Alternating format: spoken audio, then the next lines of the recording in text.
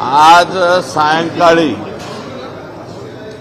माननीय मुख्यमंत्री महोदय हे उज्ज्वल निकम साहेब यांना भेटतायत.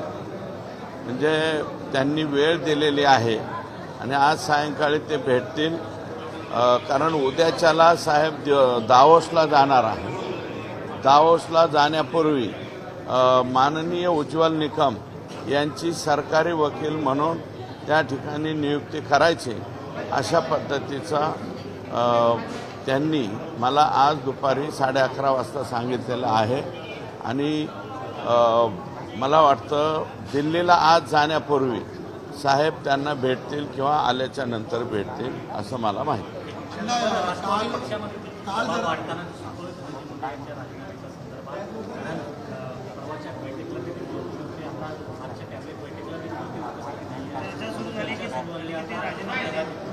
नाही हे राष्ट्रवादीच्या अंतर्गत प्रश्नावरती आम्ही बोलू शकत नाही.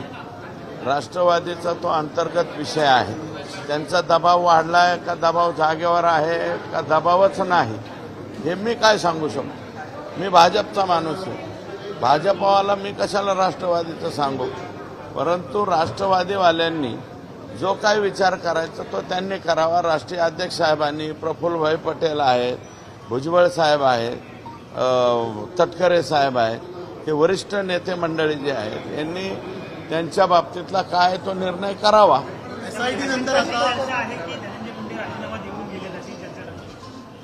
मी काय म्हणतो, राष्ट्रवादीतल्या अंतर्गत प्रश्नाच्या बाबतीत माझ्यासारख्या पामराने काय बोलावे. आता न्यायालयीन समिती काल गठीत करण्यात आलेली आहे. माजी न्यायमूर्तींच्या अध्यक्षतेखाली समिती आहे. तुम्हाला वाटतं आता याच्यातला फास आवळला जातो आणखी एसआयटी 100% एखादी जरी त्रुटी पोलीसकडून राहिली तर न्यायालयीन चौकशीमध्ये कसल्याही प्रकारची त्रुटी राहू शकत नाही. म्हणजे या जे कोणी आका बाका काका चाचा मामा हे सगळे जे लोक आहेत याच्यातले ज्यांनी संतोषला अतिशय निर्दयपणे क्रूरपणे मारलेला आहे ते सगळेच्या सगळे फासावर जाण्यासाठी निश्चितच न्यायालयीन चौकशीची सुद्धा या ठिकाणी फायदा होईल. आदरणीय न्यायालयानं ही चौकशी लवकरात लवकर पूर्ण करावी अशा प्रकारची विनंती आहे.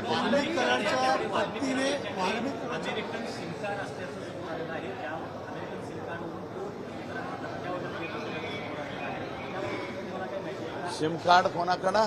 अमेरिकेतली नोंदणी असलेली सिम कार्ड.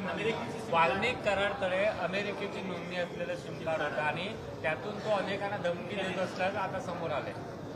हे बघा, आका जो आहे हा सोपा आका नाहीये. हा आका 17 मोबाईल वापरत होता. आता तुम्ही नाविन्यपूर्ण योजना सांगितली की अमेरिकेवरून धमकी देत होता. वापरत असेल, तेही करत असेल. आका काय नाही करू शकत. आकाचा बाका 50 लोकांना प्रत्येक महिन्याला काहीतरी ठराविक रक्कम पाठवत होता. आका ठराविक लोकांना म्हणतोय, लोकांना शब्द वापरतो. तुमचं तुम्ही समजून जा. वाल्मिक कराडच्या पत्नीने तुमच्यावरती गंभीर आरोप केलेले आहेत. त्यांचं म्हणणं आहे की माझ्याकडे सुरेश दस यांचेही काही व्हिडिओ आहेत ते मी योग्य वेळ आल्यावर. कोणी वाल्मिक कराडच्या पत्नीने माझ्या हे बघा, मी त्या माऊलीबद्दल काय बोललो का? महिला आहे ती माझी भगिनी. माझ्या भगिनीने केलेल्या आरोपावर मी काही बोलणार नाही. कोणताही पुरुष असेल त्यांनी माझ्यावरती आरोप करावे. व्हिडिओ हे ते अरे कुठंच काय सापडू शकत नाही हो. लय धुतल्या तांदळासारखं आयुष्य जगलेलं आहे. माझे काही व्हिडिओ सापडणार नाही. मला त्या माऊलीबद्दल काहीच बोलायचं नाही. ती माझी बहीण आहे. माऊलीवर मी बोलणार नाही. हा, त्यांच्याच कोणी पुरुषाने बोललं तर त्याला मात्र उत्तर दे.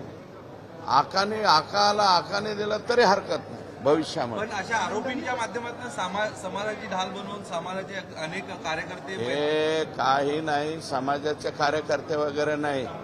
हे फेसबुक व्हॉट्सअप रील्सवरती हे जे एकदम जे पोरं आहे ज्यांचं ऑलरेडी ह्या लोकांमुळे वाटोळं होऊन बसलेलं आहे.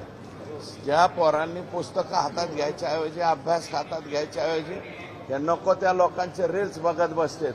ते रील्स बघे एक ॲटम नवीन तयार झालेला आहे. त्यातले हे पोरं आहेत, बाकी काही नाही. चाल 100% खंडणीला आडवा आला म्हणूनच संतोष देशमुख, हे कोण मी नाही सांगत, SIT सांगते.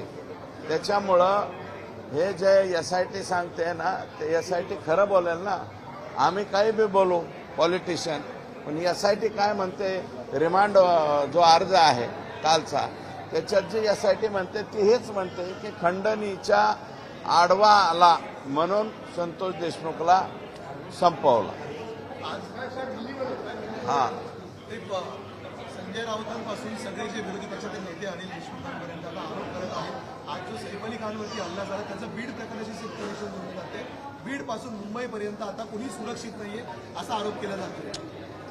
हे चोरी करायला आलं वाटतं ते सैफ अली खान. काय तुम्ही हिरोईनला तुम्हीच जास्त डिमांड देता, आमच्या इकडे काय एवढं नाही. त्याला मारला असेल ना तर त्याला बी अटक करा ना. अहो, संभाजीनगरमध्ये काल परवा एका मुलाचा जागेवरती मर्डर झालाय. तुमच्याकडे बातमी सुद्धा नाही. सैफ अली खानच्या बातमीमध्ये असा मर्डर झालेला तुम्ही का डावलता? त्याला बी जरा हे द्या ना प्रसिद्ध.